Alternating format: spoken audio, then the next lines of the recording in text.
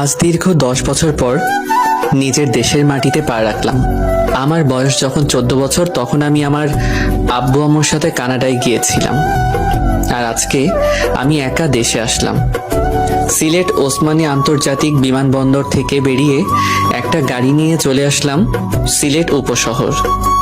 সেখানে একটা বিলাসবহুল বাসায় উঠলাম। বাসার দারোয়ানের সাথে আগে কথা বলে রেখেছিলাম।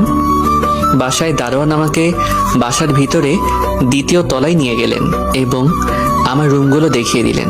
আমি দারোয়ান আঙ্কেলকে বললাম, আচ্ছা আঙ্কেল, এই বাসার নিচের তলায় কি আমাকে দেওয়া যায় না? না বাবা, আসলে এই বাসার মালিক নিচের ফ্ল্যাটে থাকে, তাই তোমাকে এই উপরের ফ্ল্যাট ভাড়া দিলেন। ও আচ্ছা, আঙ্কেল এই নিচের ফ্ল্যাটে কে কে থাকেন? এখানে মালিক, ওনার স্ত্রী আর তাদের দুটো মেয়ে থাকে। ও আচ্ছা আঙ্কেল, আপনি এখন আসতে পারেন। আচ্ছা।